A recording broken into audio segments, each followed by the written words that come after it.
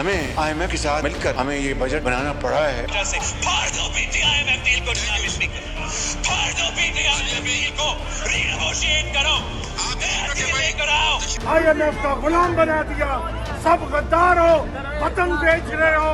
मेरा ख्याल है कि अगर IMF का हमें आज जवाब आ गया तो इंशाअल्लाह कल हम आपके सामने पेश करेंगे और उम्मीद की जानी चाहिए कि हमें इसमें कोई खुशखबरी मिलेगी। इस IMF बजट के बाद पाकिस्तान की मईशत पाकिस्तान की नहीं रही। We have an economy of the IMF, for the IMF and by the IMF, Mr. Speaker. We need it. State bank the IMF को, आगे आजम ने आजादी दी, स्टेट बैंक बेच रहे हो, हमारे अपनी खुद मुख्तारी बेच रहे हो।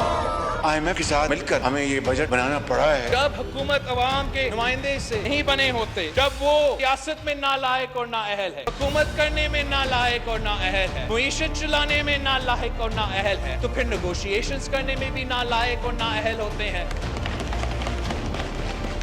ये हुकूमत हमारे अवाम के, हमारे गरीब अवाम के मुआशी हुकूक का तहफ़्फ़ुज़ नहीं कर रही।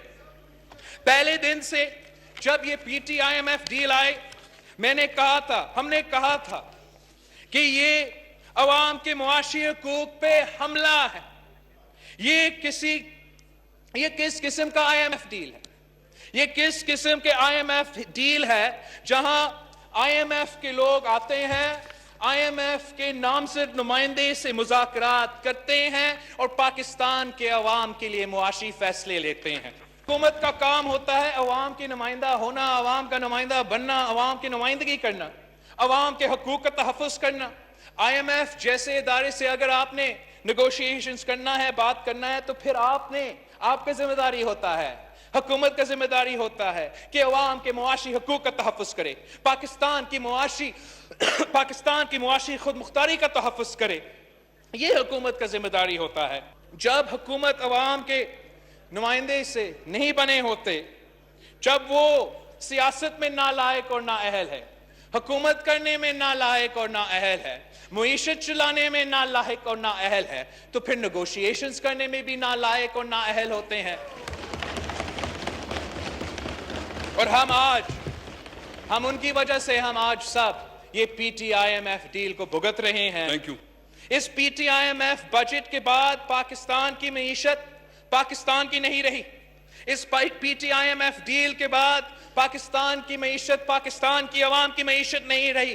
अब we have an economy of the IMF, for the IMF and by the IMF, Mr. Speaker. We needed an awami hukumat. We needed an awami hukumat to negotiate in the interests of Pakistan. We needed an awami hukumat to negotiate in the economic interests of the people of Pakistan and who could protect the interests of the poor people of Pakistan. We got a selected hukumat, a selected government who have put the entire burden on the poor people of Pakistan. They have sold the economic interests of Pakistan and compromised on the economic integrity of Pakistan. Janab Speaker, जब हम इस हुकूमत के मुआशी policies की बात उसके मुताबिक चलाता हूँ ना, मुझे पता है कि मुझे क्या करना होता है।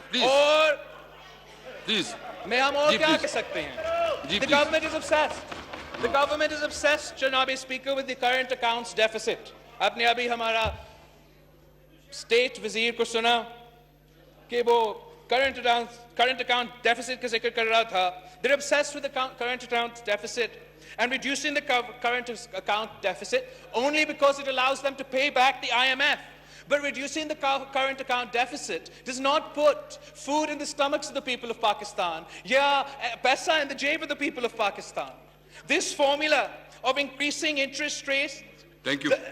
No, sir, they're बहुत important है. IMF में मैंने बात करना है. टाइम भी शॉर्ट है तो प्लीज आप पॉइंट अप करें कि ये 180 अरब रुपए IMF से लेने के लिए तरले कर रहे हैं।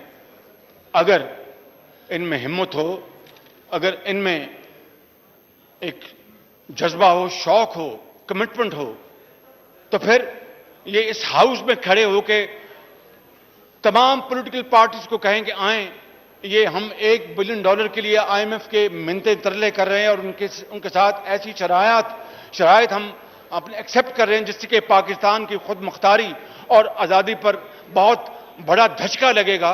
ہم خود اکٹھے کرتے ہیں. हमें IMF के साथ मिलकर हमें ये बजट बनाना पड़ा है. صوبوں کے ساتھ بات کریں. صوبے جو ہیں وہ پاکستان کی اکائیاں ہیں. صوبے پاکستان کا حصہ ہیں.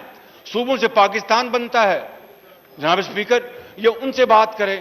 180 ارب روپے جمع کرنا کوئی مشکل کام نہیں. हमें IMF के साथ मिलकर हमें ये बजट बनाना पड़ा है. لیکن یہ $1 ارب کے لیے IMF کے آگے ڈھیر ہو گئے ہیں. جو کہتے تھے کہ ہم مر جائیں گے نہیں جائیں گے, زہر پی لیں گے نہیں جائیں گے. اور جناب اسپیکر, آج پاکستان مہنگائی کے لحاظ سے دنیا میں تیسرے نمبر پر آ چکا ہے. Order in the House, please. Third country on the globe جس میں مہنگائی سب سے زیادہ ہے پاکستان. اور جنہوں نے کووڈ کی انہوں نے دوائیاں بھی بنائی, انجیکشن بھی لگائے, وہ کووڈ کے زمانے میں وہ اپنی جی ایس ٹی, اس انفلیشن کے زمانے میں جی ایس ٹی کو کم کر رہے ہیں. اور ہماری حکومت جی ایس ٹی جو ہے وہ ہر طرف نوزائیدہ دودھ پیتے بچوں کے دودھ کے اوپر بھی اب جی ایس ٹی لگایا جا رہا ہے. اندازہ کریں آپ جناب اسپیکر, میں اس کے بارے میں ابھی آپ کو بتاؤں گا. لیکن کتنا ظلم ہے کہ کوئی ان کو پوچھنے والا نہیں, کوئی ان کو اپنا ڈانٹنے والا نہیں, کوئی ان کو سمجھانے والا نہیں, ان کو کوئی مت دینے والا نہیں کہ آپ کیا کر رہے ہیں. آپ مہنگائی کا یہ طوفان جو لے کے آ رہے ہیں, اس سے نوزائیدہ بچے, شیر خوار بچے. جناب اسپیکر, یا تو ان کو چپ کرا لیں یا پھر Please. میں No رک cross جاتا talk, ہوں. please. Please, please. آپ no cross talk. آپ نہ کریں بات. please. No cross talk, please. No cross talk. دیکھیں ابھی ایک منٹ. آپ پلیز no cross. جی پلیز. آپ تھوڑا حوصلہ رکھیں, پلیز آپ حوصلہ رکھیں. اس کے بعد اسد عمر صاحب تفصیلی جواب دے دیں گے, پلیز. لیکن جناب اسپیکر, یہ کس نے کہا تھا کہ اگر مہنگائی ہوتی ہے تو وزیر اعظم چور ہوتا ہے؟ یہ میں نہیں کہہ رہا, ایک شخص نے کنٹینر پہ کھڑے ہو کے کہا تھا. اور یہ کس نے کہا تھا کہ جناب اسپیکر بجلی اور گیس اور عام اشیاء کی قیمتیں بڑھتی ہیں تو وہ وزیر اعظم چور ہوتا ہے. آج جو آنریبل فائنانس منسٹر اپنے اس منی بل میں جو مہنگائی کا ایک نیا طوفان لے کے آ رہے ہیں, میں اس کے بارے میں ابھی آپ کی خدمت میں گزارش کروں گا. لیکن یہ کون تھا وہ شخص جو کہتا تھا کہ اگر بجلی کی قیمتیں بڑھیں گی اور تیل کی قیمتیں بڑھیں گی, ڈیزل کی قیمتیں بڑھیں گی تو وزیر اعظم چور ہوگا؟ یہ نواز شریف نے نہیں کہا, یہ شاہد عباسی نے نہیں کہا. یہ ایک ایسا شخص ہے جو کہ دن رات کنٹینر پہ کھڑے ہو کے یہ باتیں کرتے تھے.